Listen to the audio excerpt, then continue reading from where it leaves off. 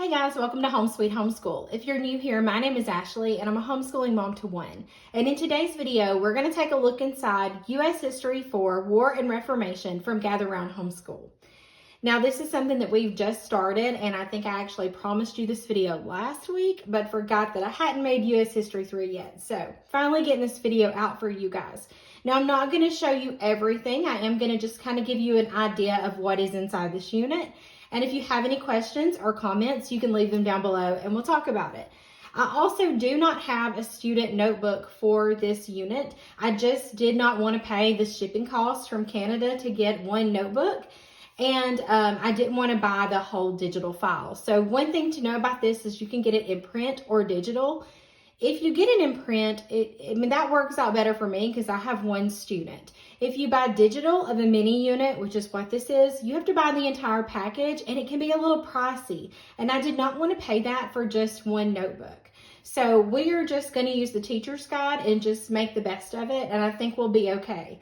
I've actually created my son a notebooking little guide to go along with this on Canva that he will use to take notes. If you're interested in that, I can share that in another video, but I just wanted this to be a look inside of U.S. History 4.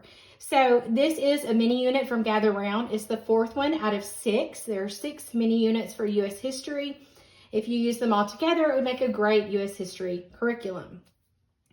This is a mini unit with 20 lessons, and the differences you're going to notice are in the student notebooks. They only have about 2 pages, where the full units have around 5. So you can check out what those notebooks look like on Gather Round's website.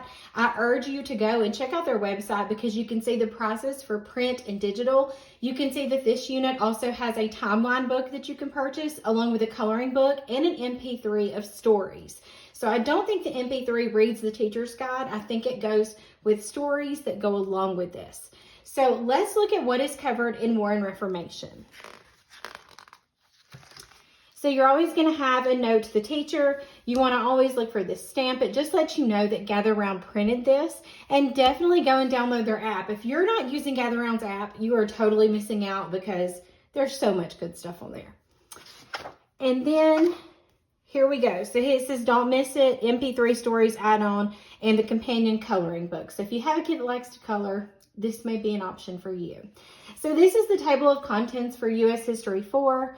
You are going to be covering things like A Connected America, Movers and Shakers, the politics of progressivism. You're going to talk about Theodore Roosevelt, the Great War, the war to end all wars, unity on the home front, what comes next, the Roaring Twenties, dominoes of the Great Depression, Franklin Roosevelt, the world at war again, World War II. I didn't read every one of them, but you can see that we're covering some major battles here. So let me show you a couple of the lessons. As you can see, and I've shown you some flip throughs of the other ones. The other ones had optional activities in the front, and that's not in this one. And the other ones also had a planning page. You can find those things on the Gather Round app if you just, you have to sign up for the app. But if you go find this unit, you can go see all the extras that you can download and use to go with this. So don't think that you're like missing out on something. It's probably moved to the app. So this is what this one looks like. So this one has a family devotional prompt. If you watched U.S. History 3, those just started with a prayer, which is completely fine. But I do like these devotionals. I like to start our lesson with that. Then you have lesson 1. You've got those bold-faced words like always so that you can work on vocabulary. The thing I really like about this one is there's a little bitty card here that says timeline alert. So if you keep a timeline, which we like to do, you can start entering these things in on your timeline. I love using a timeline because I love to see what things are all happening at the same time. You also have a spotlight on. I've noticed this throughout a lot of this one. You're spotlighting on a lot of different people, interesting people that are important in history. And then there's another timeline alert. And then here is a let's talk about it. Now this is a pencil mark. Yours will not come printed like that. I accidentally did that the other day. This is let's talk about it. So it's questions that really make you think about what you talked about in the lesson. Then you've got your next steps. And here's the vocabulary. What I like about this unit is it will go ahead and give the definition. Sometimes in some of their units, it just gives you the word, but this one has the definition. And this kind of works out good when we don't have access, like if we're working outside and we didn't bring our phone out to look up a word or a dictionary. I mean, if you're still using dictionaries. If we don't have access to that, it's great that it's already in this teacher's guide and we can go ahead and talk about what it means. And then you'll see in this one, it does let you know what the students are going to be asked to do. So like page 1 would be notebooking and page 2 would be language arts. And then it will give answers if the answers are needed.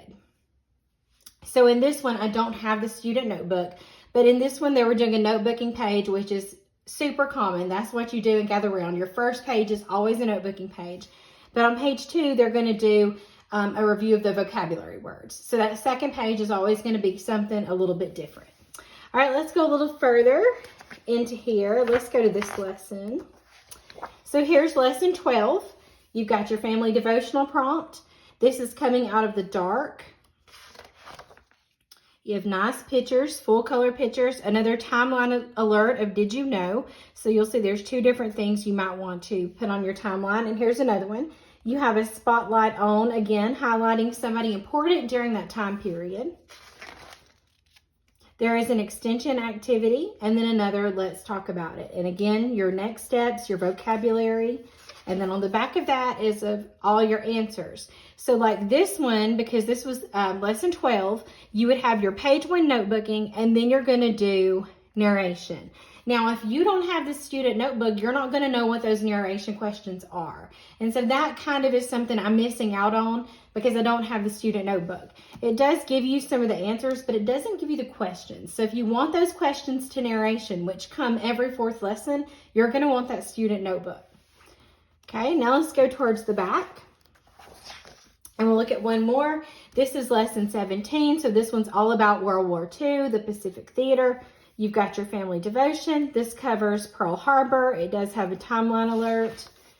You have an activity break. This is just to take a few minutes to look at the map. There are a lot of maps in this one. Here's some battles, a did you know, more timelines. I need that reminder to put stuff on the timeline because I forget things like that. There is an extension activity if you want to know more about how atomic bombs work. And then there's a let's talk about it. And then you've got your next steps and your answers. So like this one has notebooking and then vocabulary. So sometimes they're working on their unit projects. Sometimes it's vocabulary. Sometimes it's narration. That is really going to, depend on which lesson you're doing. And again, you can check out those student notebooks on Gather Round's website. And then we'll go see if there's anything in their appendix. In this one, you've got In Flanders Fields to read, and it will let you know when you need to turn to that. And then just the endnotes. So the appendix differs based on the unit. So if you have any questions about U.S. History 4 or any of the history from Gather Round Homeschool, definitely leave a comment down below. Check out my other flip throughs if you're interested. I now at this point have 1 through 4 on my channel, so you can check out their U.S. history. We love it, and we just want to share the love with you guys. And as always, thank you so much for watching.